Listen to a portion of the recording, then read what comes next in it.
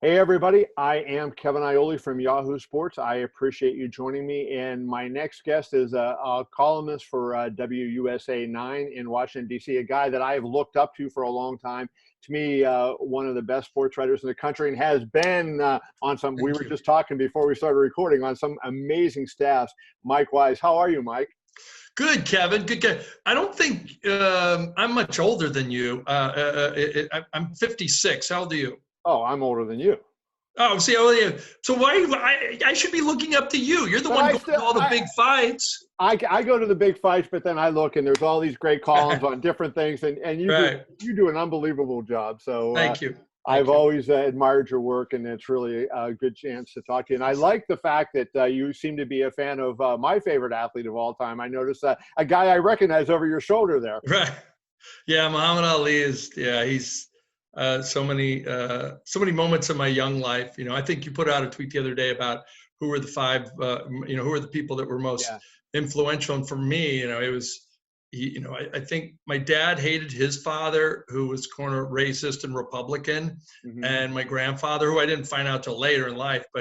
And it was sort of like Ali was sort of his guy. Like when Ali beat Frazier, it was like my dad beating his dad. Yeah. But Well, anyway, he stood for a lot of the same things and yeah. whatnot. And Ali became such a bigger than life figure. So.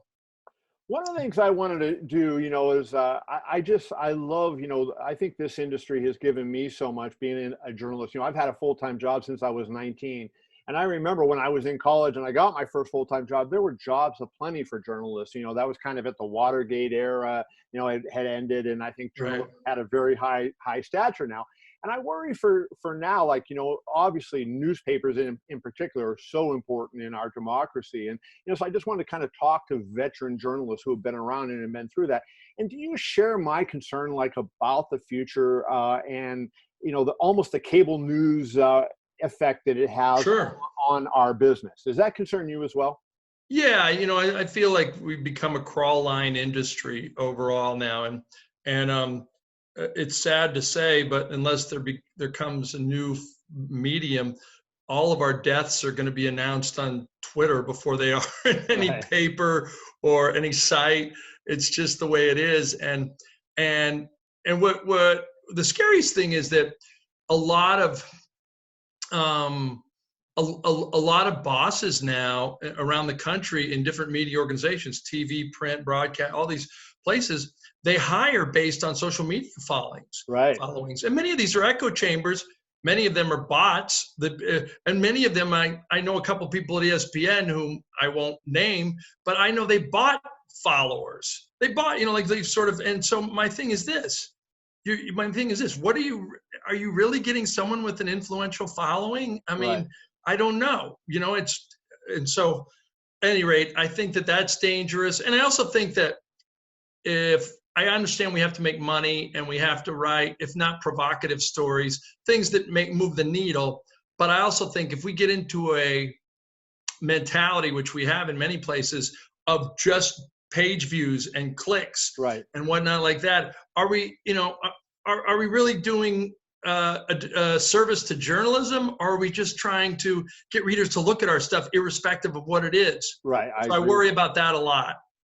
It's almost like we're, in a lot of ways, I see, and this is really true in sports, we're like stenographers more than anything else sometimes, and there's not, somebody says something, we report that he said it, Dana White said this, or Bob Arum said this, and there's not any extra, going beyond that. And also, this is the thing I hate, and I try to never use this word, and I do occasionally, but sources. I hate sources with a passion. And I think, maybe ESPN is the one, the TV network, not the .com. They brought it up, with, sources say this guy's going to get picked here or this guy's going to get traded there.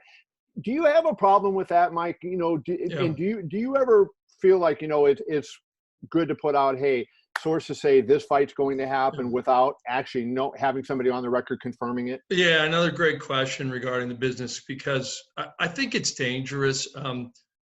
I even poked fun at, even though I saw him and his career rise, Adrian Wojnarowski, and I'm really happy that he's making the kind of money he is, and that I think it's good for all of us. But I also he would just, everything was sources said so much, like around the draft, I would just put out a tweet like, sources says, Woj just said, sources said that the world will end in 2050.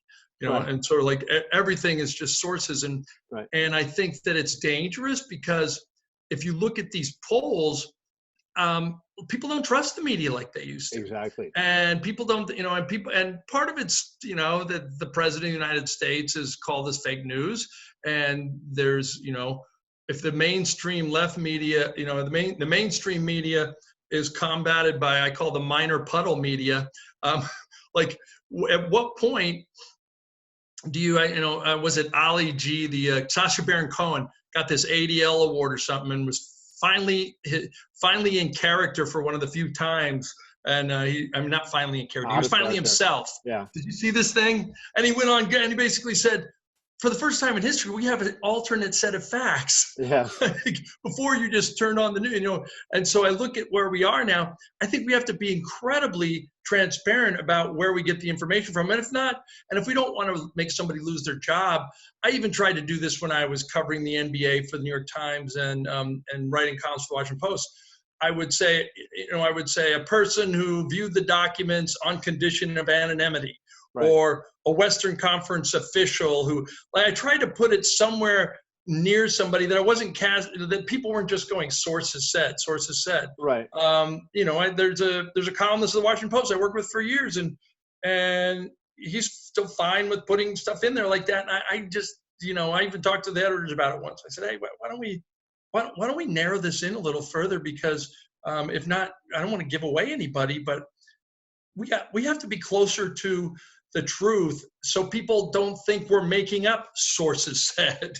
Well, that's exactly it. And I say anybody can put a tweet out. I can write today, sources said that I'm going to fight you at the Madison Square Garden next week, right?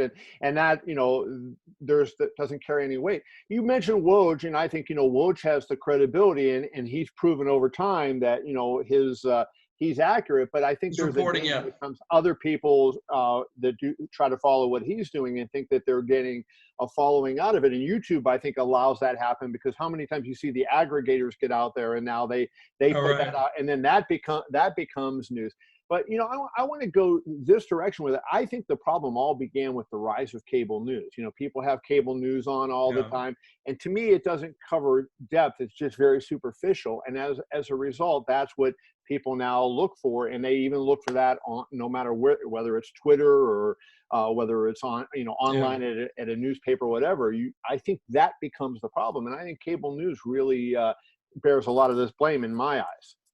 I think you're right. I also think that as newspapers and media organizations, digital sites all over have really competed for advertising dollars, and not all of them, you know, many of them simply, the dead tree industry is, you know, the actual, that's not going to pay for them for the rest of their lives. Many of them have gone digital. Right. And so I think that there's a competitive dollar out there, and I think that people that make the news decisions are a little bit more lenient in what might be a story and what might not be. I mean, the perfect example is just, you know, the person at our station not too long ago, CBS in DC, asked me, hey, can we do something about Dan Snyder selling Washington, and like, because nobody likes him and they want to change the team name, all this stuff. And, you know, and I go, well, he's not going to sell unless you catch him in like some sex scandal or something, like where he has to sell. Right. He goes, well, but I go, but I mean, there's an ownership, there's a clause where you can do something morally bankrupt. But, oh my God. So he makes a story, you know, he takes this one clause and he turns it into, this is the way Dan Snyder could sell. And it was, you know, it got a lot of traffic. It probably led the USA 9 digital site. And even he admitted to me, he goes, yeah, it was kind of low hanging fruit, wasn't it? And I go, yeah, but I go, does that really inform anybody? Like that clause was not going to make him sell the team. And everybody knew that clause was in there because Jerry Richardson of the Carolina Panthers was basically hit with that clause in the Me Too movement and had to sell the team. So I don't, you know, I think we get into too much of, we do stories that have no basis of coming true, Right. And yet they're going to sell newspapers or advertising for our sites. And I think everybody's responsible, not just cable news. I was gonna say, are we doing what the readers want, or is it just, as the phrase you use, low hanging fruit? You know, I mean, which comes first? Are we responding to what the public wants, or is it a symptom of us? A little of each. I think that in some ways the scary thing is I like people-powered journalism that everybody, I always say the best thing about social media, Twitter, Instagram, like everybody in the world now has a microphone. Right. The worst thing about it is everybody now has a microphone, right. And not everybody should. I mean, like, for instance, how would we know about some of the divide between law enforcement and the Black community in this country if not for some of those sites and some of the actual video where you go, the Michael Brown video. We heard this happen, but now we're seeing it. But on the flip side, there's that anybody can throw out anything out there now, and I think it's dangerous. And I think that if people-powered journalism is good, if you take it to a certain level. I work on this show now at WSA 9 called the Q&A, and it's we flip the script. You ask the questions, we answer them. Like, this is look, I'm not going to work there that long because my contract's up. Or I can say this to you. This is the dumbest thing I've ever heard in the history of TV journalism. If you want a question answered in 2020, you go to your phone and you Google it, unless it's really complicated and that, like, and it's nuanced. People don't ask questions.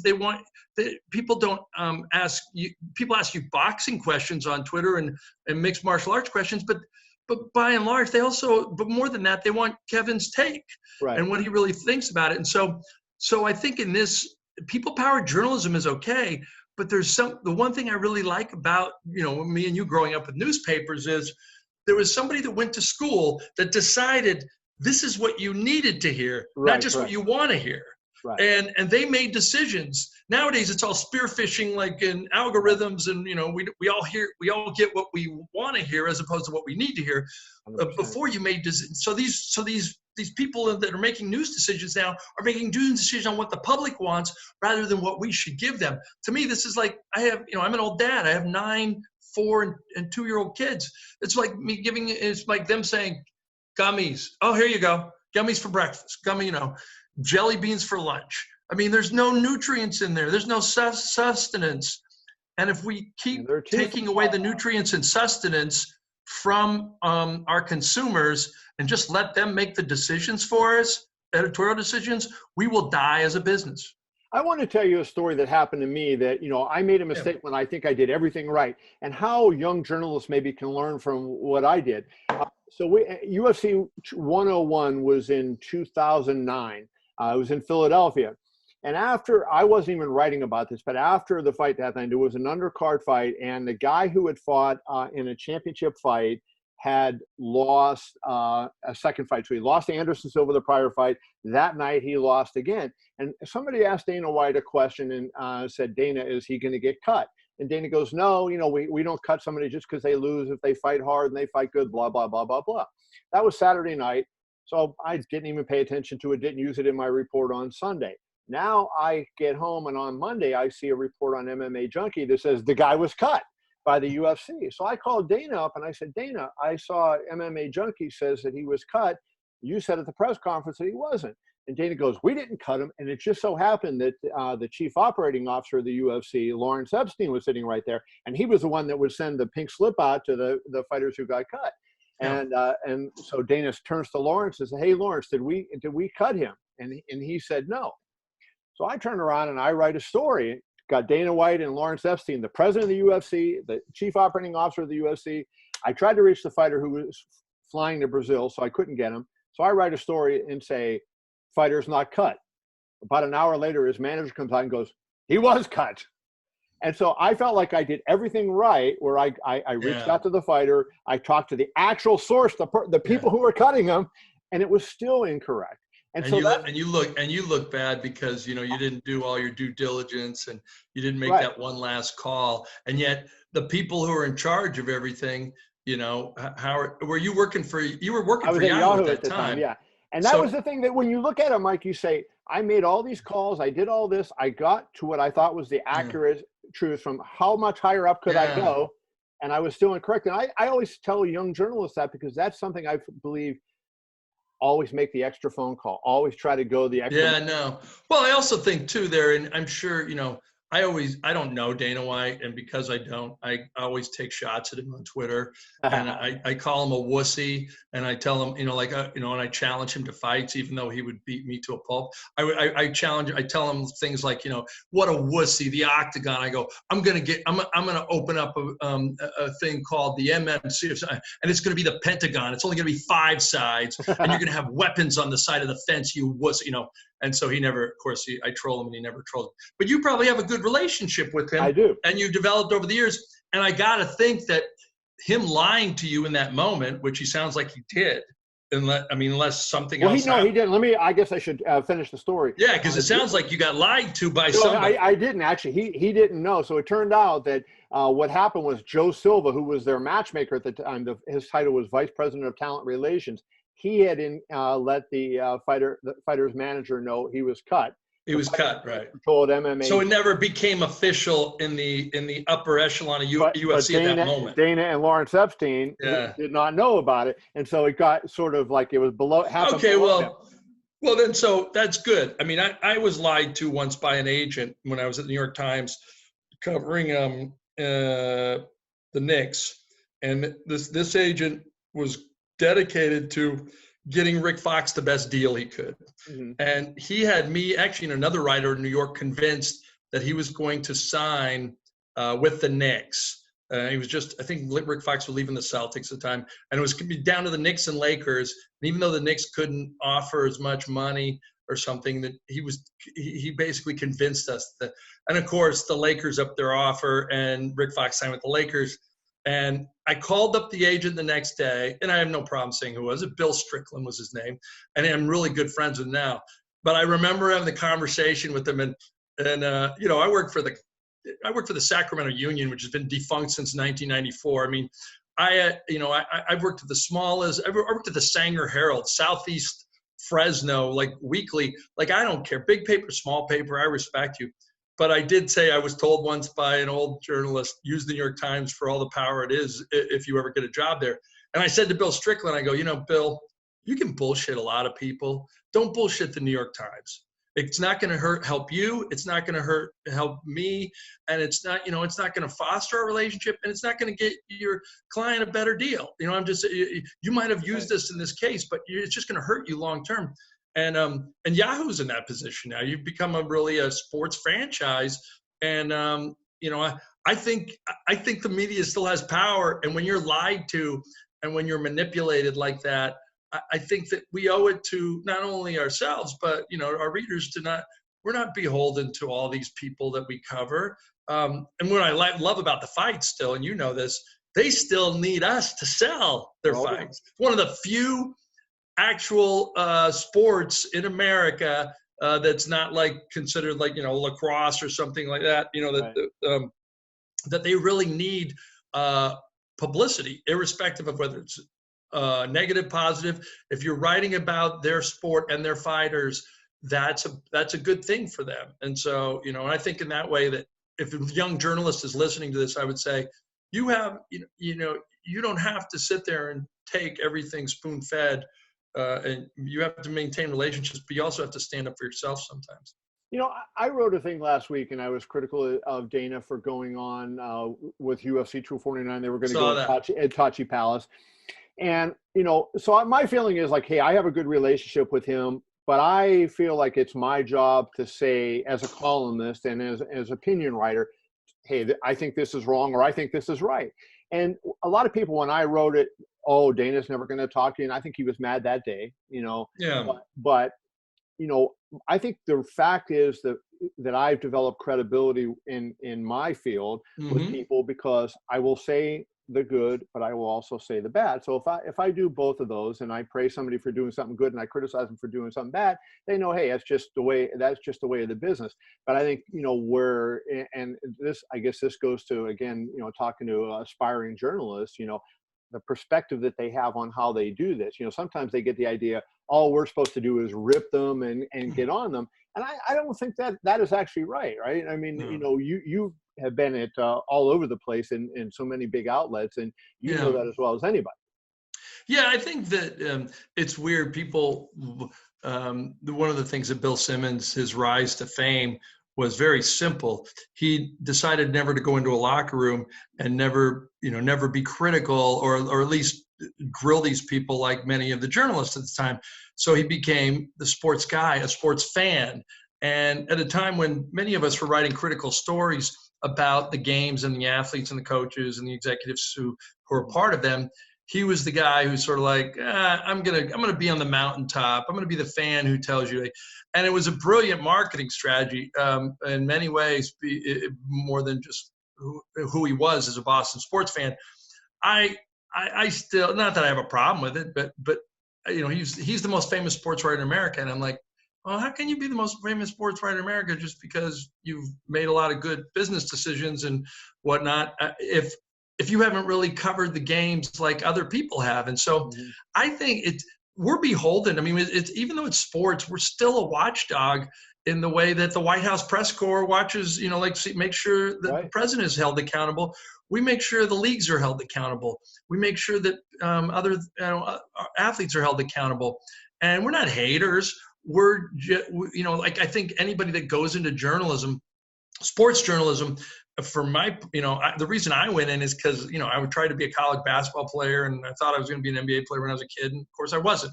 But that was the closest I could get to it. Right. And so there's always a 12-year-old fan in me, and we all, but at some point I had to take the Bird and Magic posters off my wall and realize I'm going to have to ask Bird and Magic questions if, in their coaching life or in their retired life, if I'm ever going to be a real journalist. And so we have to do this. We have to, we get in. And the thing is and you'll know this more than anybody, it's amazing how many people in public life that are really famous respect you, especially if you let them know it's coming when you write something critical or you report something critical and you've done your homework. I remember writing about Pat Riley leaving the Knicks way back in '95, and it was basically how I, made my bones at the New York Times and got because I found out that he was leaving. I got all these documents, and Riley never spoke to me during the whole, ugliness between the Knicks and the Heat and the NBA. And finally, the NBA found that he was tampering, and they made the Heat pay $1 million to get Riley and all this thing. And I showed up at his press conference in Miami after the whole thing, and he was too busy to talk to. And they called me in my Marriott room in Miami that day, and he goes, "Hey, I don't know who you are. I don't know how the hell you got what you got." And after that, Pat Riley and I, probably to this day, I mean, I don't have his home phone number, but I could get him on the phone at some point because he respected that I took the time to, irrespective whether he liked it or didn't like it, I took the time to get it right. And I think that that's where you build up credibility. That's where any young journalist build up credibility. You want to get it right. And we also, let's be clear, we also develop, we're not unbiased journalists. We try to be, but there's certain people you like in your profession, and there's matchmakers and promoters and trainers that you really like, and there's other guys that are like, why does this guy have to be like that? Right. And everybody has that in their career. And has it affected my reporting? I'd like to say it hasn't, but it probably has. I mean, I did a book with Shaquille O'Neal. Why? Because he was a big kid like me. Right. And he was just such a fun guy to be around. Did I ever write? Did I try to be critical of Shaq as a player? I probably wasn't as critical as I should have been, but I love Shaq, man. Right. Yeah. How can you not? I mean, he is a special dude. Well, let's end with this, Mike, and I really appreciate your time. Yeah.